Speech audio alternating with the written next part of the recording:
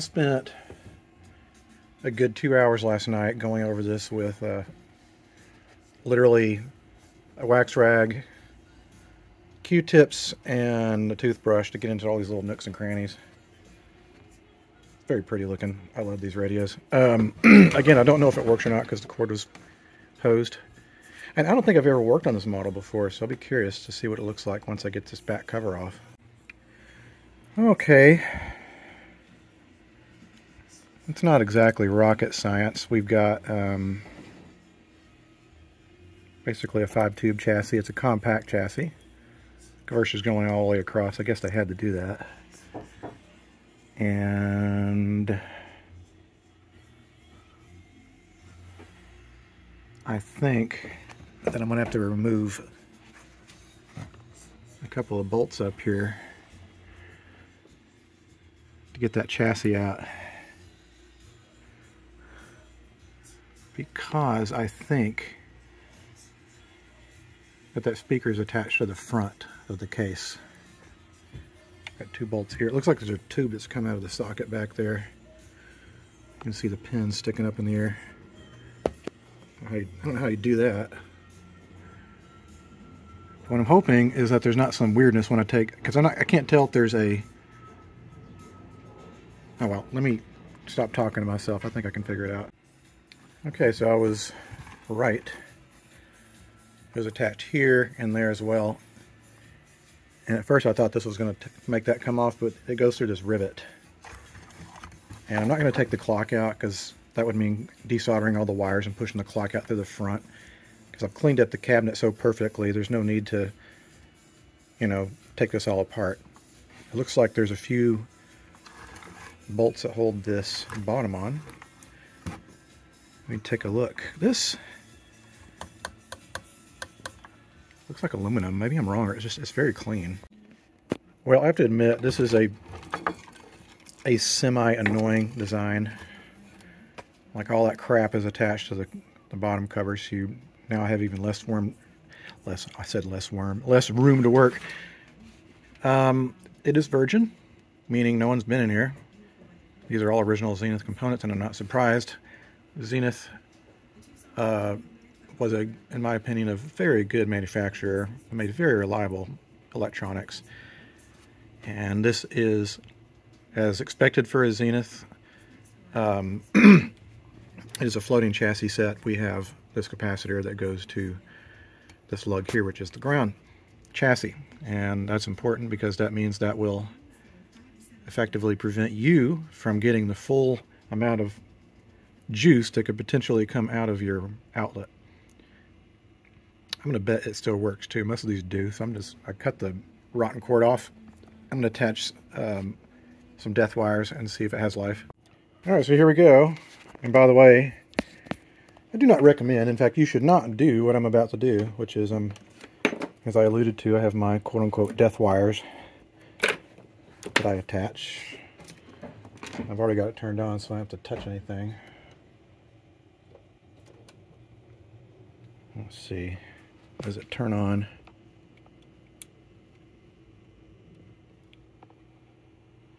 Let's see, is the clock's turning. It's kind of dirty. I can't see the filaments.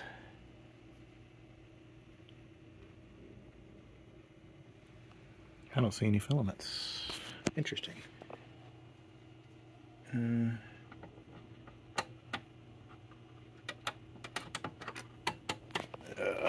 Oh, there we go. All right, I've got filaments. The switch was just a little bit dirty.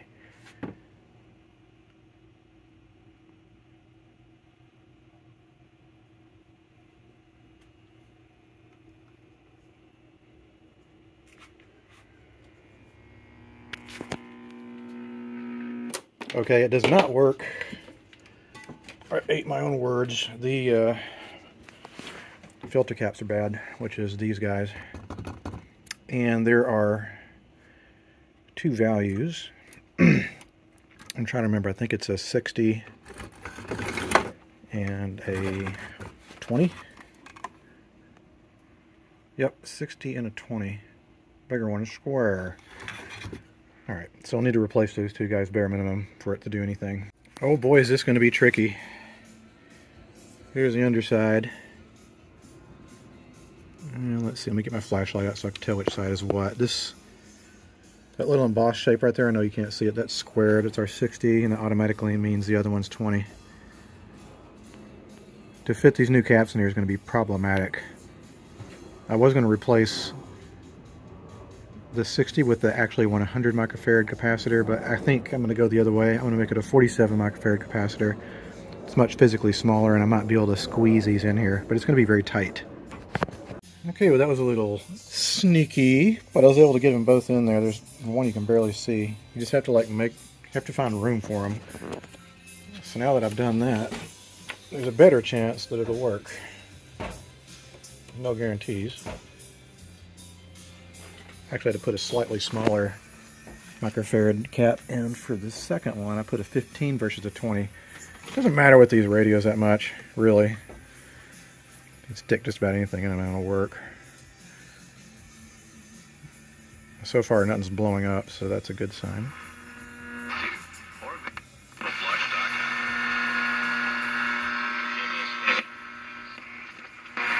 Than you expect. I think maybe a little different than the average would say today. But I'm trying now to hold this to a scriptural thing. And I know that...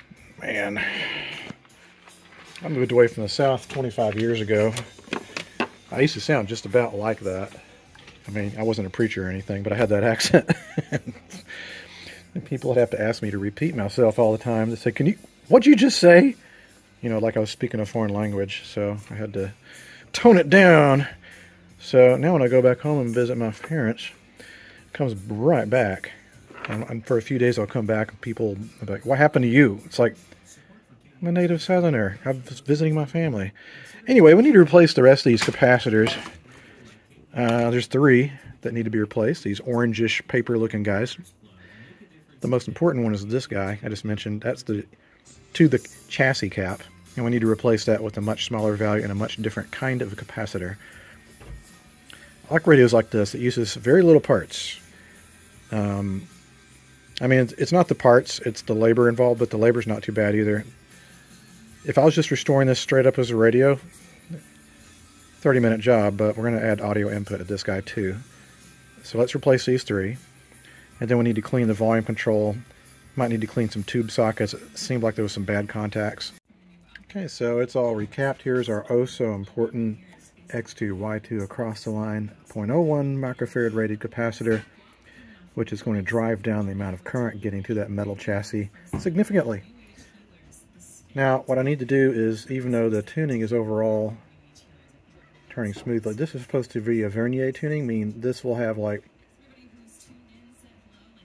basically 2 turns. You get 2 turns for 1 turn of that, so it's a smoother experience, and that's all seized up. So I need to heat this up with my soldering iron, and what I do is I'll just touch this, and why is it not focusing? And you want to heat that up and put some oil on it, and then it'll start turning smoother and smoother.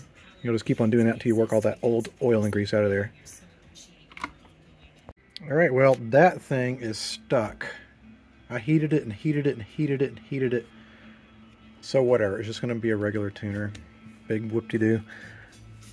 I also installed the new cord, and the cord happens to be polarized, which really doesn't matter on these guys because you turn the radio off and it's not, it loses its neutrality.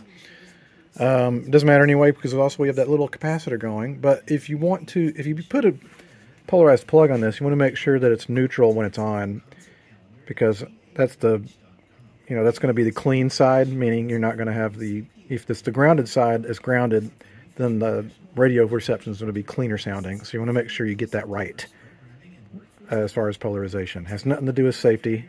So now that the electronics are done, it's time to add the oh so famous and controversial audio input feature, which I know some people don't like, but I sell these at antique shows for the museum I volunteer at, and if they don't have audio input, no one cares about it because there's not really any music to listen to on AM around here and in most places.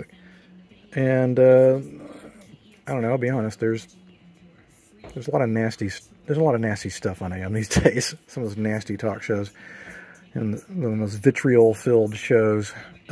Anyway, let me make sure this still works before I put the cover back on, and then we'll go on to the audio input.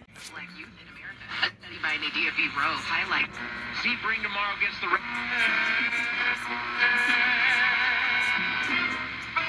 Kevin Winter with you. Coming up next, sees about the passion of it. It's a very sensitive little radio. I'm impressed how well some of these little things work. I mean, I know some people like to turn up their noses at the All-American 5 design, but it's simple, it's inexpensive, and it's very effective. Like removing that power transformer, I know it seems controversial. You can do it safely, and then you get just a perfectly fine little radio. And that's what enabled radios to be so affordable to a lot of Americans back in the day. And so anyway, I don't know. Zenith in particular did a great job. I'll shut up now, and I want to see what the situation is as far as adding an audio input is going to be, because the volume control is outside of the chassis.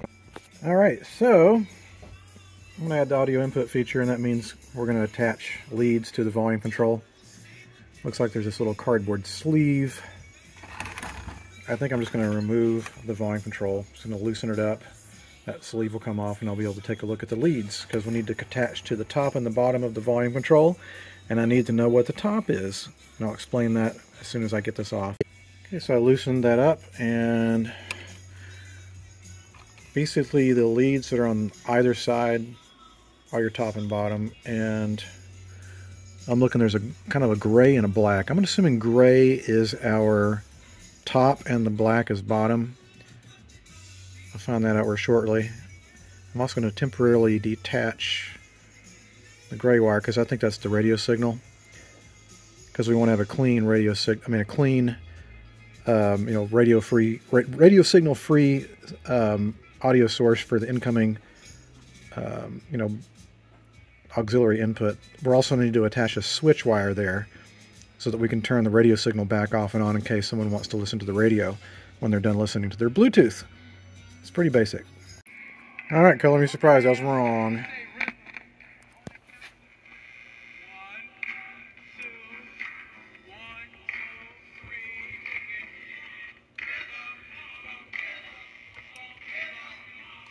Why is that not? There should be more volume than that.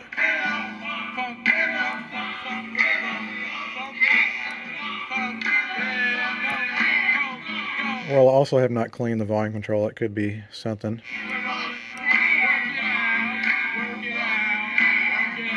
Alright, so we know where we need to put the switch. Okay, so what I've done, this is the switch wire that will turn the radio signal off and on. It doesn't need to be that long. I just make it longer than I think I'll need, because when you put it back together again, sometimes you get surprised. We're going to run the audio from the incoming audio cable through this isolation transformer, and then the primary side will go to, this is the primary side, that will go to either side of the volume control. The secondary is where our incoming signal comes in. And what I'm going to do, I've got these nice two big holes here. I'm going to zip tie the cord to there so it's not going to get yanked out. Okay, so I've got my isolation transformer, and I was able to, it barely fit underneath that cover. So my switch wires, again, they don't need to be that long, but when I put that switch in there, we'll restore radio. No, it's not going to be this amazing thing that's going to blow the roof off your house. It's the novelty of being able to listen to music. Oh, what do we got here? A moth. It's going to eat my Pendleton shirts. Bye-bye. Alright, what I'm going to do before I reassembles, I'm going to clean this out a little bit just because I want to.